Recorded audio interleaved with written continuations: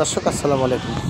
এক পলকে আপনারা দেখছেন বরিশাল জেলার মেহেরগঞ্জ উপজেলার একটি গ্রামের প্রাকৃতিক সৌন্দর্য। সাদিকুর মাধ্যমিক বিদ্যালয় এবং রুকুনটি জুম করে নিস আরে সজীব জুম করে নিস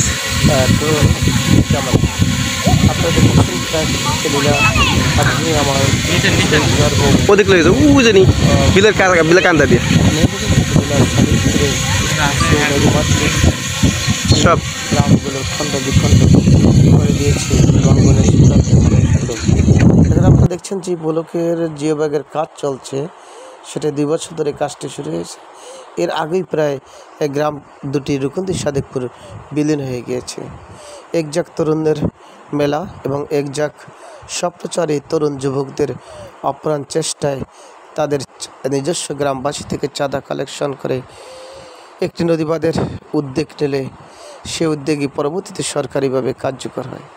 কিন্তু তারই মধ্য দিয়ে সেই কার্যকরের মধ্য দিয়ে যে উদ্যোক্তা ছিল তাদের বাড়িঘর, ঘর বাড়ি এবং মসজিদ মাদ্রাসা, তাদের যেই বাপদাদার ভিটে কবর সব কিছু নদীর গর্ভে বিলীন হয়ে যায়। তবুও কিন্তু সেই তরুণ স্বপ্নচারী উদ্যোক্তারা থেমে নেই, তারা কাজ করে যাচ্ছে তার জন্মভূমি এই গ্রামের জন্য, অর্থাৎ গ্রাম রক্ষা আন্দোলনের জন্য।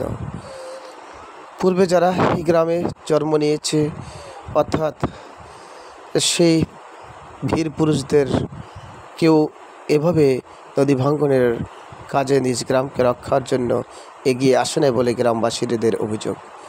এই যুবকদের মতো যদি পূর্বে অর্থাৎ 20 বছর 10 বছর আগে কার্যকর ব্যবস্থা যদি নিতে পারত যারা সিনিয়র অত্র এলাকার ইউপি সদস্য এবং মেম্বার, চেয়ারম্যান, গণ্যমান্য ব্যক্তিবর্গ, তাহলে হয়তোবা এই গ্রাম দুটি সাদেকপুর রুকুনদি নদী ভাঙ্গনের কবলে অর্থাৎ বিলীন হয়ে যেত না আমাদের সেই বাপদাদা স্মৃতিচারণগুলো।